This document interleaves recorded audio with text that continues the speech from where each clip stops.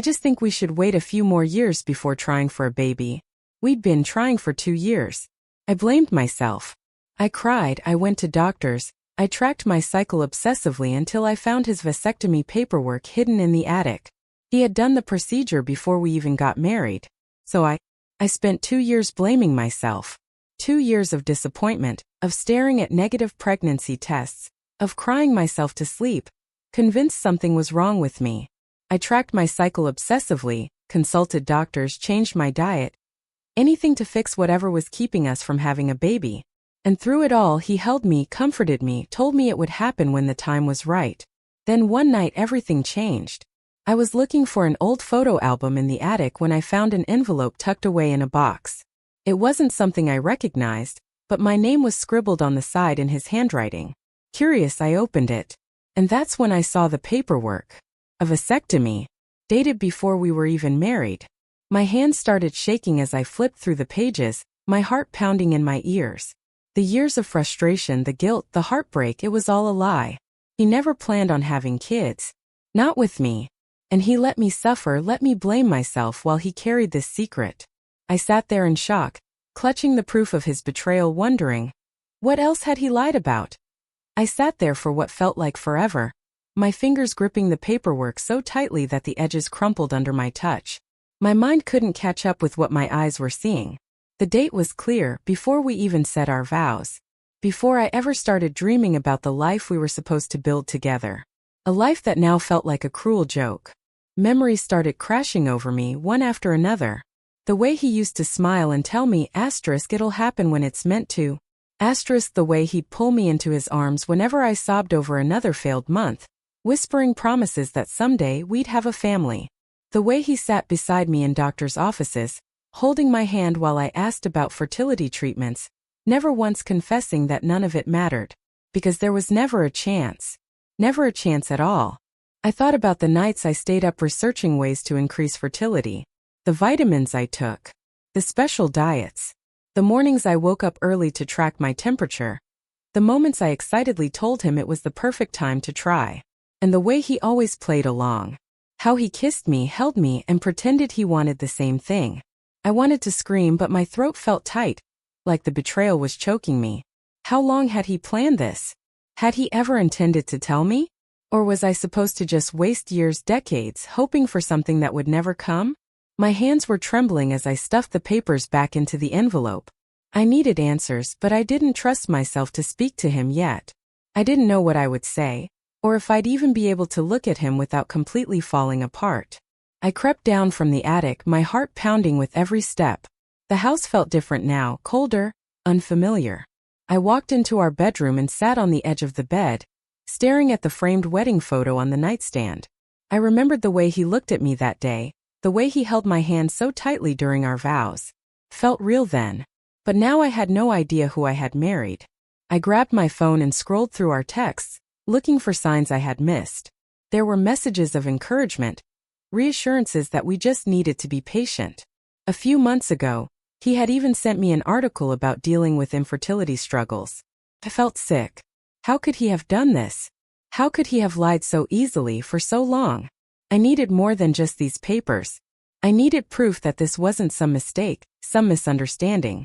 A part of me, maybe the most foolish part, still wanted to believe that there was some explanation.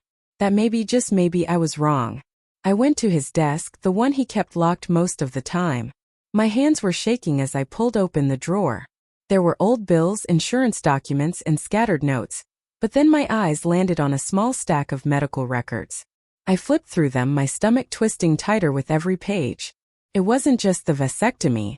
There were follow-up appointments, confirming that the procedure had been successful, that there was no chance of reversal. And then at the bottom of the pile I found something else. A letter. One that made my breath catch in my throat. It wasn't addressed to me. The handwriting was unfamiliar, but the words were clear. Asterisk, I respect your decision, and I'm glad we're on the same page about not wanting kids. Just know that I support you completely. You did the right thing. Asterisk, no signature. No return address. Just those words, folded neatly and hidden away like a secret he never expected me to find. I dropped the letter like it burned me. My vision blurred, my heart pounding so hard it hurt. He hadn't just made this choice alone. Someone else knew. Someone else supported him while I was left in the dark. Who had written this? A friend? A doctor? Or someone else? The thought crept in before I could stop it. Another woman. Someone he confided in, someone he told the truth while lying to me. My skin went cold. I heard the front door open, his footsteps echoing through the house. He was home. I scrambled to shove the papers back into the drawer, forcing myself to breathe. My heart felt like it was about to burst out of my chest. I could hear him in the kitchen, setting down his keys, the usual sounds of him unwinding after work. I sat there, gripping the edge of the desk, trying to steady myself. I had two choices. I could pretend I didn't know, act like everything was fine, and figure out what to do later. Or I could confront him right now and demand the truth. I wasn't ready. Not yet. I forced myself to stand and walk out of the bedroom, swallowing the storm of emotions threatening to break free. He turned when he saw me, flashing me the same easy smile he always did. The same smile he had given me for years while lying straight to my face. "Hey babe," he said, setting his bag down. "How was your day?" I stared at him, my throat dry. I wanted to scream, to throw the papers at him and watch his face crumble. But instead I just smiled. "Good," I lied. "How about you?" He walked over and pressed a kiss to my forehead, his hands warm against my skin. It took everything in me not to pull away. "Same as usual," he said. "You hungry?" "I was thinking we could order in tonight." I nodded, barely hearing him. My mind was racing. The truth sat like a weight in my chest, suffocating, unbearable. I didn't know what I was going to do yet, but I knew one thing for sure. I wasn't going to let this go. Dinner felt like an out-of-body experience. He sat across from me, scrolling through the menu on his phone, completely unaware that I knew his secret. I nodded at the right moments, pretended to care about what we should order, but my mind was somewhere else. Still in the attic, still staring at those papers, still feeling the ground shift beneath me. I wanted to ask him questions to see if he'd slip up, but I knew he was good at lying. He had done it for years. So instead I studied him. The way he absent-mindedly tapped his fingers against the table, the way he glanced at his phone like he was waiting for something. Or someone. When he finally looked up, he smiled like nothing was wrong. "How about Italian?" I swallowed hard. "Sounds good." While he placed the order, I forced myself to breathe. My emotions were tangled: betrayal, anger, confusion, but underneath all of it, there was something else.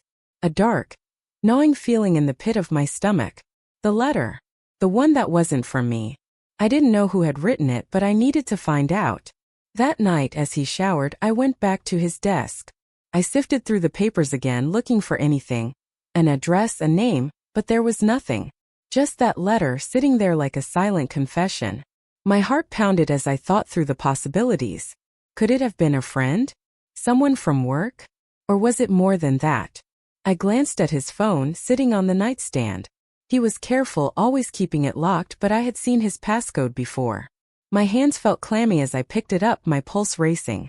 I told myself I had every right to look. He had lied to me for years. He had stolen my choices. I entered the code, and the screen unlocked. My chest tightened as I scrolled through his messages. Most were normal, work stuff, casual conversations, but then I saw one name that made my stomach drop. Amanda. I didn't recognize it, but something about the way their conversation flowed felt off. I clicked on the thread, my breath catching as I read through the messages. Asterisk, hope you're doing okay. Thinking about you. Asterisk, asterisk, you don't have to carry this guilt forever. You made the right choice. Asterisk, asterisk, she's going to find out eventually. You know that, right? Asterisk, my hand shook as I scrolled faster, looking for something, anything that would explain who she was. The messages weren't romantic, but they were intimate in a way that made my skin crawl. She knew. Whoever Amanda was, she knew everything. The shower turned off. I barely had time to put his phone back before he stepped out of the bathroom, a towel slung around his shoulders. I forced myself to look normal, but my heart was hammering against my ribs.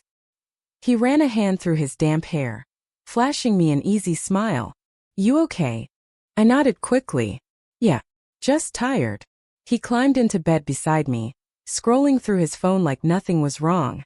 I lay there staring at the ceiling, feeling like a stranger in my own life. I didn't know how much longer I could pretend. The next morning I had a plan. I waited until he left for work. Then I grabbed my phone and searched his contacts. There she was, Amanda. No last name. Just a number. I hesitated, my thumb hovering over the screen. What was I even going to say? *K, I found out my husband had a vasectomy and lied to me for years. Also, who the hell are you? I needed to be careful. Instead of calling, I copied the number and searched it online. Nothing. No social media, no business listing. Just an empty, meaningless number. But that didn't mean she was a ghost. I went back to his messages, scanning through the conversation again. There were references to meeting up, but no locations. Just vague mentions of the usual spot. I clenched my jaw. He had been seeing her. In person. I had no proof they were having an affair. But that almost didn't matter. This was betrayal in its own way. He had trusted her with the truth while letting me drown in lies. I wasn't going to sit back and wait for more lies. That evening, I told him I was meeting a friend for dinner. He kissed my forehead, told me to have fun, and I swallowed the wave of nausea that came with it. Then I drove. Not to dinner, but to his office. I parked down the street, my heart pounding. If he was lying about one thing, who was to say he wasn't lying about everything? Maybe he wasn't at work as late as he claimed.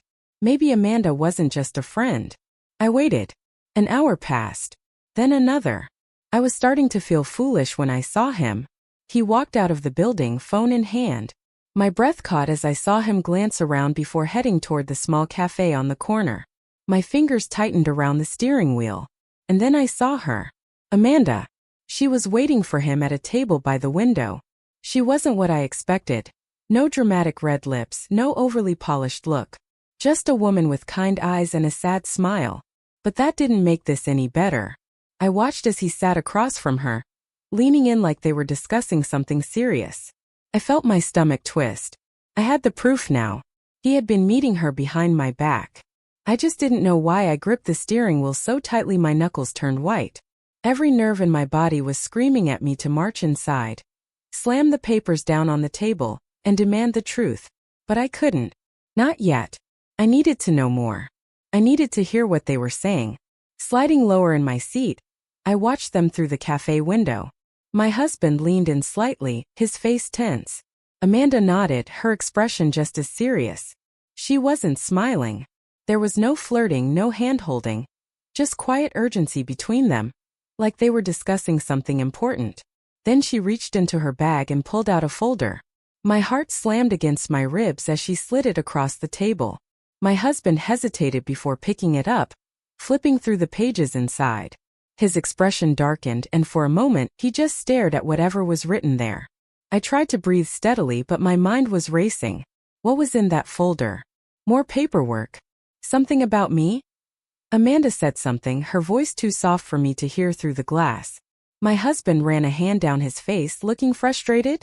No guilty, I could feel it in my gut. A few minutes later, he closed the folder and pushed it back toward her. She shook her head and said something else, more forceful this time. He clenched his jaw, fingers drumming against the table. Then, after what felt like forever, he nodded.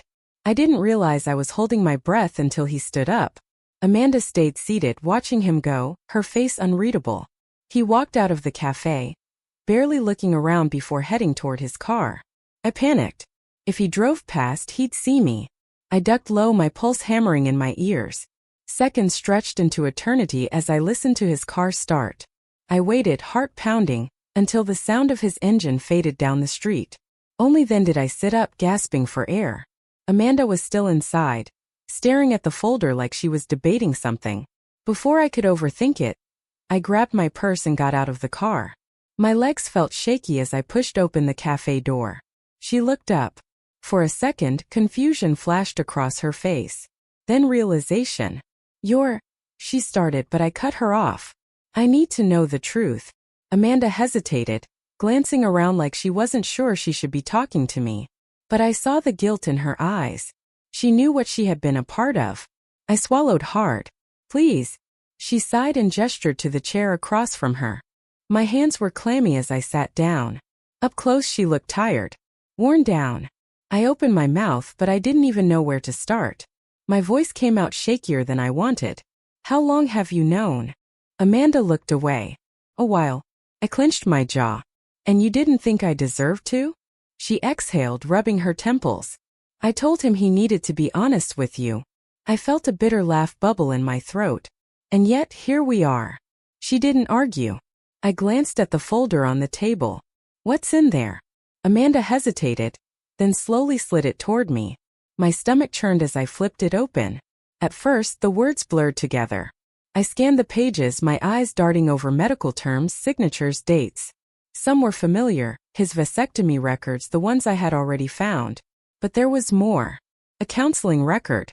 My blood ran cold. Patient concerns. Asterisk anxiety regarding future expectations. Concern over spouse's desire for children despite irreversible procedure. Asterisk I gripped the page, my mind spinning. He never wanted kids, Amanda said quietly. Not ever. My throat tightened. Then why? He was scared to lose you. I shook my head. So he lied instead? He let me think something was wrong with me? Let me suffer while he played the perfect husband. My voice rose, but I didn't care. Amanda's expression softened. I won't defend what he did. But he panicked. He thought if he told you the truth, you'd leave. And he couldn't handle that. I could feel the walls of my world crumbling. I had spent years mourning something that was never even real. My hands were shaking as I pushed the folder back. Did you ever ask him why he married me at all? Amanda was quiet for a long time. Then softly, because he loved you. I scoffed. No. If he loved me, he would have told me the truth. A thick silence hung between us. Then Amanda lowered her voice. What are you going to do? I didn't have an answer. Not yet. But one thing was certain. I wasn't going home the same person I was before. I walked out of the cafe in a daze, my mind racing. The air felt heavier, my breath unsteady. The truth had settled in my chest like a weight I couldn't shake. My husband had made a decision about our future before we had even started our life together. And then he let me drown in self-doubt for years. I reached my car, gripping the door handle as a wave of anger rolled over me. He hadn't just lied. He had taken away my ability to choose. And now, even after everything, he still wasn't the one to tell me. But as I sat in my car, staring at the empty road ahead, something nagged at me. Amanda had seemed nervous, guarded. She had told me the truth, but I couldn't shake the feeling that there was still something she wasn't saying. I glanced at the folder in the passenger seat. My fingers itched to open it again, to go through every single page and find whatever I had missed. But before I could, my phone buzzed. A message from my husband. Asterisk running late tonight. Don't wait up. Love you. Asterisk my stomach twisted. Had he just left work? Or had he gone somewhere else? I tapped my fingers against the steering wheel, my pulse quickening. I needed to know. Not just about Amanda, not just about the vasectomy, but everything, the full truth, no matter how ugly. Without thinking, I put my car in gear and pulled onto the road. I wasn't going home. I was going to follow him. The city blurred past me as I stayed a few cars behind, my heart thudding in my ears. He drove like he always did, cautious, predictable. But then, instead of heading toward our house, he took a turn in the opposite direction. I gripped the wheel tighter. He wasn't going to the office. He wasn't even heading toward any of the usual places he claimed to be when he worked late. He was going somewhere else. 15 minutes later, he pulled into a quiet residential neighborhood. I slowed down, keeping my distance as I watched him park in front of a small house. The lights were on inside. Someone was home. My breath caught as the front door opened. Amanda. She stepped outside, glancing around before motioning him in quickly. He hesitated, rubbing the back of his neck, then stepped inside. The door shut behind him. My hands were shaking. I didn't know what I had been expecting, but it wasn't this. I needed to know why he was here. Why he was still lying. And what else he had kept from me. I parked down the street and sat in silence, staring at the house, my thoughts spiraling. Then before I could second-guess myself, I got out of the car. I wasn't waiting for answers anymore. I was going to get them, but I stepped out of the car, my heartbeat thudding in my ears. The night air was cool, but my skin felt hot, my hands clammy. Every instinct told me to turn around, to leave before I found something I couldn't unsee. But I had come too far. I needed the truth, no matter how much it hurt. The house was quiet, only the faint glow of light seeping through the curtains. I crept toward the side, my footsteps careful against the pavement. My breath hitched as I reached the window, pressing my back against the wall. I took a deep breath, then slowly peeked inside. There they were. My husband sat on the couch, hunched forward, his head in his hands. Amanda sat across from him, speaking in hushed tones, her face tense. My stomach twisted. They weren't touching. There was no affection in the way they sat, no lingering glances or secret smiles. This wasn't an affair. It was something worse. Amanda picked up a stack of papers from the coffee table and held them out to him. He shook his head, his face pale, like he was refusing to accept whatever she was saying. She pushed the papers closer, her voice sharper now, more urgent. I wanted to hear them. I needed to hear them. I moved to the front door, my hands shaking as I reached for the handle. It was unlocked. My stomach lurched. Had they been expecting me? I pushed the door open and stepped inside. They both whipped around, eyes wide. My husband shot to his feet, his face going pale. What are you doing here? I folded my arms, forcing my voice to stay steady. Funny, I was about to ask you the same thing. Amanda sighed and set the papers down. She didn't look surprised to see me. Maybe she had been expecting this. I turned to my husband. No more lies. No more half-truths. I know about the vasectomy. I know you never wanted kids. And now, I want to know what else you've been keeping from me. His mouth opened, then closed. He looked exhausted, like the weight of everything was finally too much. Then, he sank back onto the couch and ran a hand down his face. Amanda glanced at him, then back at me. Her voice was quiet when she spoke. I told you before. He was scared to lose you. I clenched my fists. That's not an excuse. She nodded. I know. I turned my attention to the papers on the table. They weren't medical records this time. I grabbed them and flipped through, my hands trembling. Legal documents. My breath caught in my throat. A will. A power of attorney. A medical directive. My husband's name was all over them. But it wasn't just about him. It was about someone else. I felt the blood drain from my face. Who is this? Silence. Then my husband finally spoke, his voice hoarse. My daughter. The room spun. I stared at him, my pulse roaring in my ears. You're what? He swallowed hard, looking down. Before I met you, I had a child. A little girl. His voice cracked. She died when she was 5. A sharp hollow ache filled my chest. My hands trembled as I gripped the papers. You never told me. He exhaled shakily. Because I knew you wanted kids.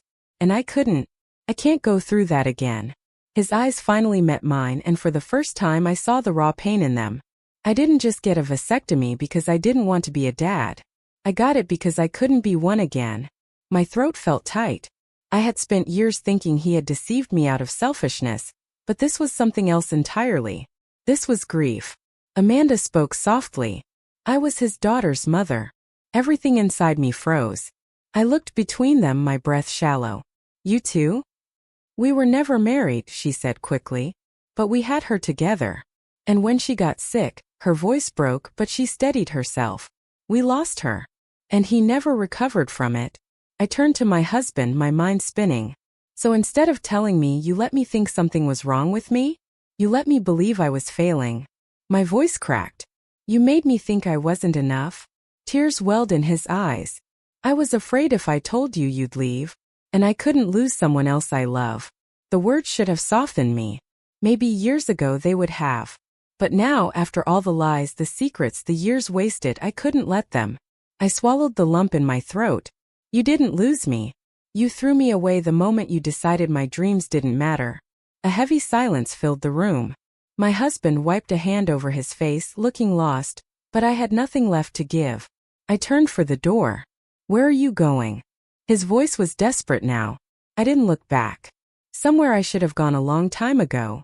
I stepped out into the night, the cool air hitting my skin like a shock. My legs felt unsteady, but I kept walking, my breath uneven as I tried to process everything. The truth I had begged for, cried over, obsessed over. It had finally come crashing down around me, and now I didn't know what to do with it. A part of me wanted to turn back, to demand more answers, to scream about all the years I had spent blaming myself. But another part of me, The part that had been suffocating under the weight of his lies for so long, knew there was nothing left to say. I reached my car and leaned against it, pressing my palms against the cold metal.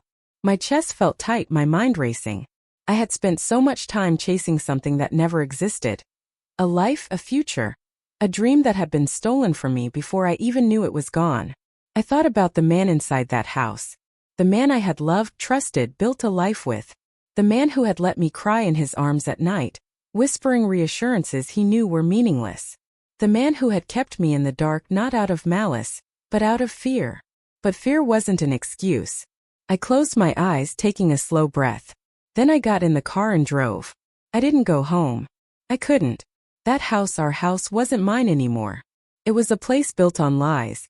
A space where I had spent years feeling like I was broken. I couldn't step inside and pretend I didn't know the truth now. Instead, I drove aimlessly, the city lights blurring past me. My mind kept replaying everything. Amanda's face, my husband's confession, the weight of those papers in my hands. The little girl I had never known about. Grief swirled in my chest, heavy and unfamiliar. Not for him, but for me. For the time I had lost. For the person I had been before all of this. Eventually, I found myself pulling into the parking lot of a small motel. It wasn't much, but it was quiet. I checked in, ignoring the curious glance from the woman at the front desk as she handed me a key. The room was plain, the bed stiff, but it didn't matter. I sat on the edge, staring at the floor, my thoughts a tangled mess. For the first time in years, I was completely alone. And strangely, that felt like the first honest thing in a long time. I didn't sleep much that night. My mind wouldn't let me. But in the morning, something inside me felt clearer. Not fixed, not whole, but lighter. Like I had finally set something down that had been weighing me down for too long. I turned my phone back on and ignored the missed calls from my husband. Instead, I texted him 4 words. Asterisk, I need some time. Asterisk, then I sent another, this time to my best friend. Asterisk, are you home? I need to talk. Asterisk, her response came almost instantly.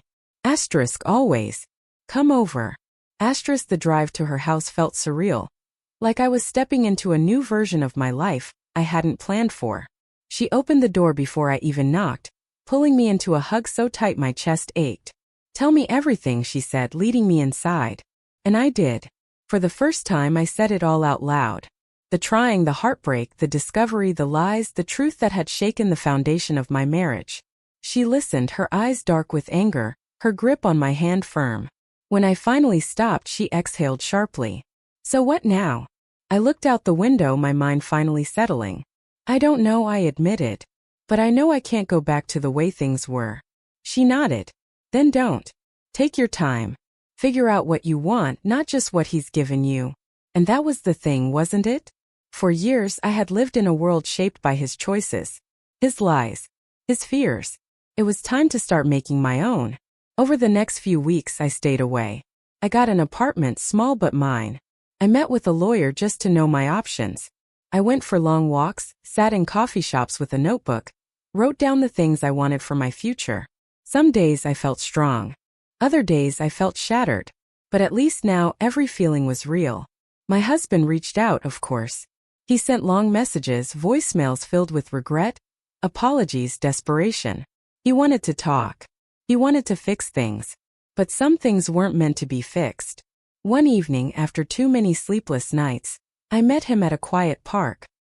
He looked tired, hollowed out by everything that had happened. I sat beside him on the bench, staring ahead at the trees swaying in the breeze. I'm sorry, he said softly. I know. He swallowed. I never wanted to hurt you. But you did. Silence stretched between us. He sighed. Do you think you could ever forgive me? I thought about that for a long time. And then I said, maybe. But that doesn't mean I can go back. His breath hitched, and for the first time I saw it settle in him, the understanding that this was the end. I loved you, he murmured. I smiled sadly. I loved you too. But love isn't enough when there's no trust. He nodded slowly, accepting what we both already knew. And just like that, it was over. The divorce wasn't easy. Nothing about leaving a life behind ever is. But it was necessary. Months later, I stood in my new apartment, staring at the blank walls, the unopened boxes, the unfamiliar space. It was scary.